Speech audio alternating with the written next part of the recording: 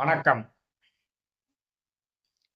திருமந்திர தொடர்ல இறைவனுடைய பெருமைகளை எல்லாம் பார்த்து கொண்டு வருகிறோம். அதில் 6வது பாடல். ஒவ்வொரு பாடலும் ஒவ்வொரு கண்ணோட்டத்துல இறைவனுடைய சிறப்பியல்புகளையும் பெருமைகளையும் சொல்லுதுங்க. இந்த பாட்டு என்னுடைய கருத்து என்னன்னா, இந்த உலகத்துல யாருமே அனாதை கிடையாது. இந்த உலகத்துல எல்லோருக்கும் அந்த உலக மாதா உமாதேவி தான் அன்னை, அந்த ஆதிசிவன் தான் தந்தை. அதனால தாய் தந்தை இல்லை என்று யாருமே கவலைப்பட வேண்டிய அவசியம் இல்லை. ஒவ்வொருத்தருக்கும் இல்லாதவர்களுக்கு எல்லாம் அவர்களுக்கு தேவைப்படக்கூடிய நேரத்தில் ஏதேனும் ஒரு உருவத்தில் தாய் தந்தையாக அந்த ஆதிசிவனும் உமாதேவியும் வருவார்கள், பார்வதி தேவியும் வருவார்கள். அப்படிப்பட்ட அவன் எப்படிப்பட்டவன்? அவன் மிகவும் ஒளி வீசுகின்ற தாமரை மலர் போல் உள்ளவன். அவனுக்கு ஒப்பு ஊமையே கிடையாது. ஒப்பு ஊமையே கிடையாது. அந்த பிரம்மா விஷ்ணு சிவன் அவன் எல்லாத்துக்கும் மூத்தவன் அந்த ஆதிசிவன். இப்படியெல்லாம் இறைவனை புகழ்ந்து சொல்கிறார். அந்த பாடலையும் அந்த பாடலுக்கான அந்த அடிப்படை விளக்கத்தையும் கொஞ்சம் விரிவாக பார்க்க வேண்டியிருக்குது. ஏன்னா இறைவனுடைய பெருமையை பற்றி நம்ம எல்லாரும் அறிந்து கொள்ள வேண்டும். இறைவன் ஆதிசிவன் ஒருவன் தான் மூலம் முதல் கடவுள்.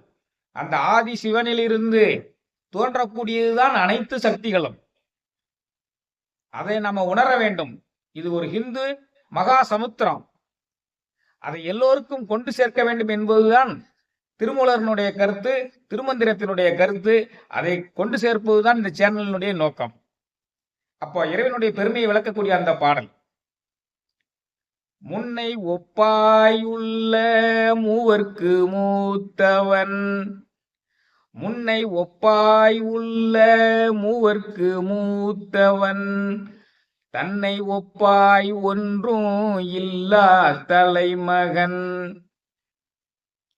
தன்னை அப்பா என்றால் அப்பனுமாய் ஊலன், பொன்னை ஒப்பாகின்ற போதகத்தானே, பொன்னை ஒப்பாகின்ற போதகத்தானே. அவன் பொன்னை ஒப்பாகின்ற போதகத்தான். பொன் போல் வீசக்கூடிய பொன் தாமரை 1000 இதழ் கொண்ட தாமரையை கவிழ்த்து வைத்தால் போல் நம்மளுடைய சகஸ்கரத்தலம் என்று சொல்லக்கூடிய அந்த துரியத்தை இருக்கக்கூடியவன். ஆக்னைக்கும் மேல் உள்ளது, நம் தலைக்கு 10 சென்டிமீட்டர் உயரத்தில் உள்ளது துரியம் என்று சொல்லக்கூடிய இறைவனுடைய 7வது ஆதாரம். அந்த ஆதாரத்தில் கவிழ்த்து வைக்கப்பட்ட 1000 இதழ் கொண்ட பொற்றாமரையை போல் அவன் ஒளி வீசிக் கொண்டிருக்கிறான். அவனை அறிய வேண்டும். அதான் பொன்னை ஒக்கின்ற போதகத்தானே, பொன்னை ஒக்கின்ற போதகத்தான். சரி, அவன் எப்படிப்பட்டவன்? முன்னை ஒப்பாய் உள்ள மூவர்க்கு மூத்தவன். அந்த மூவர்கள் யாரு? பிரம்மா, விஷ்ணு, சிவன். ஆதிசிவன் வேற. ஆதிசிவனிலிருந்து தோன்றப்பட்ட சக்திகள் தான் இவை. பிரம்மா விஷ்ணு குழப்பமாக இருக்கிறது என்றால் பிரம்மா விஷ்ணு ருத்ரன் என்று வைத்துக் கொள்ளுங்கள். இந்த 3 பேருக்கும் அவன் எப்படி மூத்தவன்? எப்படி மூத்தவன் என்றால், ஒவ்வொரு யுகமும் தோன்றும் பொழுது அனைத்து சக்திகளும் அனைத்து தத்துவங்களும் அந்த ஆதிசிவனால் தான் உருவாக்கப்படுகின்றன. முதல் யுகம் கிருத யுகம் சொல்லியிருக்கோம். 17,28,000 ஆண்டுகள் முதல் யுகம் கிருத யுகம். அடுத்து திரேதா யுகம் 12,96,000 வருஷம். துவாபர யுகம் 8,64,000 வருஷம். கலியுகம் 4,32,000 வருஷம். இப்ப கலியுகத்துல 5,000 வருஷம் ஓடி இருக்குது. இந்த மீதி நடந்து கொண்டு இருக்கும். அப்படி என்றால் ஒவ்வொரு யுகமும் முடிந்து அந்த பிரளய காலம் தோன்றி பிரளய காலம் நிறைவடையும் பொழுது உலக இந்த அனைத்து பிரபஞ்சமும், பிரபஞ்சத்தில் உள்ள அனைத்து சக்திகளும், அனைத்து உயிரினங்களும் அந்த ஆதிசிவனில் ஒடுங்குகின்றன. ஒடுங்கிருச்சு. அடுத்த யுகம் ஆரம்பிக்கும் பொழுது அந்த ஆதிசிவன் அனைத்தையும் புதிதாக தோற்றுவிக்கிறான். ஒவ்வொரு யுகத்திற்கும் ஒரு பிரம்மா, விஷ்ணு, ருத்ரன் உண்டு, மகேஸ்வரன் உண்டு, சதாசிவன் உண்டு. ஒவ்வொரு யுகத்துக்கும் அந்த ஆதிசிவன் ஒருத்தன் தான் நிலையானவன். அதான் இங்க சொல்றாரு. அந்த ஆதிசிவன் தான் படைத்தலுக்கு பிரம்மனையும், காத்தலுக்கு விஷ்ணுவையும், அழித்தலுக்கு ருத்ரனையும், தத்துவங்களை மறைத்து பின்னர் விளங்க வைக்கிறதுக்கு மகேஸ்வரனையும், அருள்வதற்கு சதாசிவனையும் வைக்கிறார். புரியுதா? இதுக்கு மேல விளக்கம் சொன்னா இன்னமும் லெங்தியா போயிரும். முன்னை ஒப்பாய் உள்ள மூவர்க்கு மூத்தவன். அதனாலதான் முன்னை ஒப்பாய் உள்ள மூவர்க்கு மூத்தவன். அவனிலிருந்துதான் இந்த பிரம்மா, விஷ்ணு, சிவன் வருகிறார்கள். அதனால முன்னை ஒப்பாய் உள்ள மூவர்க்கு மூத்தவன். இந்த முன்னை ஒப்பாய் உள்ள மூவர்க்கு மூத்தவன் நம்ம படிக்கும் பொழுது அந்த பிரபஞ்சமே இவனால் உருவாக்கப்பட்டது, ஒவ்வொரு யுகத்திலும் அவனால் உருவாக்கப்பட்டது என்பதை மனதில் கொள்ள வேண்டும் என்பதுதான் முக்கியம். தன்னை ஒப்பாய் ஒன்றும் இல்லா தலைமகன். எப்படி அவனுக்கு இணையானதை ஒன்ன சொல்ல முடியும்? அவன் ஒப்பாரும் மிக்காரும் இல்லாதவன் தானே. இந்த உலகம் முழுதும் பிரளய காலத்துல ஒடுங்கும் பொழுது அனைத்துமே அவனுக்குள்ள ஒடுங்கி அவன் ஒருவன் தானே நிக்கிறான். அவனுக்கு இணையா யார் இருக்கிறா? அவனுக்கு இணையா யாருமே கிடையாது. இன்னொரு சக்தி கிடையாது. இந்த பிரபஞ்சத்தினுடைய மொத்த சக்தியே அந்த ஆதிசிவன் தான். மொத்த சக்தியே ஆதிசிவன். அவன் தான் அனைத்தையும் தோற்றுவிக்கிறான். அவன் தான் சிவ தத்துவங்கள் 5 ஒவ்வொரு யுகம் ஆரம்பிக்கும் போதும் தோற்றுவிக்கிறான். பிந்து, நாதம், சதாசிவம் இதெல்லாம் அவன் தான் தோற்றுவிக்கிறான். பிந்து, நாதம், சதாசிவம், சுத்த வித்தை, மகேஸ்வரம் எல்லாம் அவனால் தான் தோற்றுவிக்கப்படுகிறது. 5 தத்துவங்கள். பிந்துங்கிறது தான் சக்தி, ஒளி, லைட். நாதம்ங்கிறதா சவுண்டு, அது சிவன். அப்ப அவன் தான் சிவனை உண்டாக்குறான், சக்தியை உண்டாக்குறான், சதாசிவனை உண்டாக்குறான், மகேஸ்வரனை உண்டாக்குறான், பிரம்மா, விஷ்ணு, ருத்ரனை உண்டாக்குறான். அதான் தன்னை ஒப்பாய் ஒன்றுமில்லா தலைமகன். அவனுக்கு ஈக்குவலா எதுவுமே கிடையாது. அவன் தான் இந்த 3 பேருக்குமே மூத்தவன். இன்னமும் அவன் எப்படிப்பட்டவன்? தன்னை அப்பா என்றால் அப்பனுமாய் உளன். உலகத்துல அவரை யாரெல்லாம் தாய் தந்தை இல்லையோ அவங்களுக்கு எல்லாமே அவன் தான் தாய் தந்தை, அவன் தான் தகப்பன், அவன் தான் அப்பா.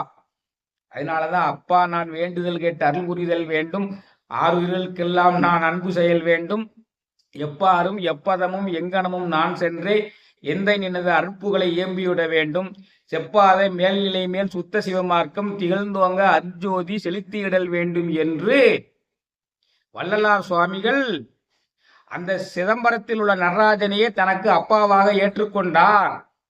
அவருடைய குருதான் திரு ஞானசம்பந்தர். ஞானசம்பந்தரும் இறைவனை அப்பாவாக ஏற்றுக்கொண்டவர். திருநாவுக்கரசர் இறைவனுடைய அடிமையாக தன்னை ஆக்கி கொண்டவர், ஏற்றுக்கொண்டவர். தாசமார்க்கம். சுந்தர இறைவனை தோழனாக ஆக்கி கொண்டவர், சகமார்க்கம். சன்மார்க்கம் என்றால் இறைவனை நமக்குள்ளேயே காண்பது. ஆக யாரேனும் இவன்தான் அப்பா என்று சொன்னால் அவர்களுக்கெல்லாம் அப்பாவாக விளங்குபவன். இன்னும் சொல்ல போனால் தாய் தந்தை இல்லை, நாங்கள் அனாதை என்று யாருமே சொல்ல வேண்டியதில்லை. இந்த உலக உயிரினங்களுக்கெல்லாம் அவனே தகப்பன், அவனே அப்பா. அதான் தன்னை அப்பா எனில் அப்பனுமாய் உளன். யார் யாரெல்லாம் அவனை அப்பா நிலையில வைத்து பார்க்கிறீர்களோ அவர்களுக்கு அவன் அப்பாவாக வருவான். நீங்க எங்கேயோ வெளியூரில் சென்று வேலை பார்த்து கொண்டிருப்பீர்கள், புதிதாக திருமணமானவர்களாக இருப்பீர்கள். அந்த ஊர்ல உங்களுக்கு யாருமே தெரியாது. உங்களுக்கு ஒரு நெருக்கடியான சூழ்நிலை வரும். அந்த சூழ்நிலையில் உங்கள் தாய் தந்தையை போல் யாரேனும் ஒருவனை அவன் அனுப்பி வைப்பான். அதான் தன்னை அப்பா எனில் அப்பனுமாய் உளன். எனக்கெல்லாம் அனுப்பி வைத்திருக்கிறான், நான் அனுபவித்திருக்கிறேன். ஆக தன்னை அப்பா எனில் அப்பனுமாய் உளன். அதனால உங்களுக்கு தகப்பனுடைய தேவை வரும் பொழுதெல்லாம் தகப்பன் ஸ்தானத்தில் ஒருவனை அவன் அனுப்பி வைப்பான். அதான் தன்னை அப்பனுமாயெனில் அப்பனுமாய் உளன். எல்லார் வாழ்க்கையிலும் நிகழ்ந்திருக்கும். இறைவன் தனக்கு வேண்டியவன் வேண்டாதவன் என்று பார்ப்பதில்லை. அனைத்து உயிர்களும் அவனுடைய பிள்ளைகள் தான். சில பிள்ளைகள் கடவுளே இல்லை என்று சொன்னாலும் அவர்களுக்கும் அவன் தான் தகப்பன். அவர்களையும் அவன் கைவிட மாட்டான். அவர்கள் வினைப்பயனுக்கு தக்கபடி அவர்கள் அனுபவிக்க வேண்டிய நல்லவைகளை அவளுக்கு கொடுப்பான். அவள் நல்வழிப்படுத்த வேண்டிய காலத்தில் நல்வழிப்படுத்துவான். அதான் தன்னை அப்பா எண்ணில் அப்பனும் ஆயுள்ளன். இந்து மத தத்துவங்களை பூரா மக்கள்கிட்ட கொண்டு போய் சேர்க்கறதுல கண்ணதாசனுடைய பங்கு பெரும் பங்கு. அதை எளிமைப்படுத்தி அப்படியே சொல்லுவார். இதை எளிமைப்படுத்தி அவர் ஒரு இதுல சொல்லியிருக்காரு, ஒரு பாடல்ல. ஏன்னா இந்த மாதிரி ரெலவெண்டா உள்ள நம்ம சமய பெரியவர்கள், நம்ம சமயத்துக்கு தொன்றாற்றியவர்களுடைய கருத்துக்களையும் இந்த சொல்லணும் அந்தந்த பாட்டுகள் வரும் பொழுது. அவன் அப்பா இல்லாதவனுக்கு பூரா அப்பா. பிள்ளைக்கு தந்தை ஒருவன், நம் எல்லோருக்கும் தந்தை இறைவன். நீ ஒருவனை நம்பி வந்தாயோ, இல்லை இறைவனை நம்பி வந்தாயோ. பிள்ளைக்கு தந்தை ஒருவன், நம் எல்லோருக்கும் தந்தை இறைவன். தாயாரை தந்தை மறந்தாலும் தந்தை தான் என்று சொல்லாத போதும், தாயாரை தந்தை மறந்தாலும் தந்தை தான் என்று சொல்லாத போதும், ஏன் என்று கேட்காமல் வருவான் நம் எல்லோருக்கும் தந்தை இறைவன். பிள்ளைக்கு தந்தை ஒருவன், நம் எல்லோருக்கும் தந்தை இறைவன். உள்ளார்க்கு செல்வங்கள் சொந்தம், அது இல்லார்க்கு உள்ளங்கள் சொந்தம். உள்ளார்க்கு செல்வங்கள் சொந்தம், அது இல்லார்க்கு சொல்லங்கள் சொந்தம். இல்லாத இடம் தேடி வருவான் நம் எல்லோருக்கும் தந்தை இறைவன். இல்லாத இடம் தேடி வருவான் நம் எல்லோருக்கும் தந்தை இறைவன். யார் யாருக்கெல்லாம் தாய் தகப்பன் இல்லையோ அவங்களை தேடி அவன் வருவான். தேவைப்படும் நேரத்தில் வருவான், எந்த உருவத்திலும் வருவான். இந்த உலக மக்கள் அனைவருக்கும் அவன்தான் தகப்பன். அதை வள்ளலார் சாமியால் உணர்ந்திருந்தார், ஞானசம்பந்தர் உணர்ந்திருந்தார், இன்னும் நிறைய அருளாளர்கள் உணர்ந்திருக்கிறார்கள். அவன் தனக்கு ஒப்புமையே இல்லாதவன். ஏனென்றால் இந்த பிரளய காலம் முடிந்து உலகமெல்லாம் அவனில் தான் ஒடுங்குகின்றன. அவன்தான் அனைத்தையுமே தோற்றுவிக்கிறான். அவன்தான் மூவருக்கும் மூத்தவன். அவன் எப்படிப்பட்டவன்? பொன் போன்று ஒளிரக்கூடிய 1000 இதழ்களுடைய தாமரை மலர்களை கவிழ்த்து வைத்தது போல துரியத்தில் நின்று நமக்கு பிரகாசித்து ஒவ்வொருவருக்கும் அருள் தரக்கூடியவன். அதான் இறைவனுடைய சிறப்பியல்புகள் பூரா இதான். முன்னை ஒப்பாயுள்ள மூவர்க்கு மூத்தவன், தன்னை ஒப்பாய் ஒன்றும் இல்லா தலைமகன். தன்னை அப்பா என்றால் அப்பனுமாய் உளன், உன்னை ஒப்பாகின்ற போதகத்தானே. இறைவன் பெருமையை விளக்கக்கூடிய திருமந்திரங்கள் இன்னும் வரும். நன்றி.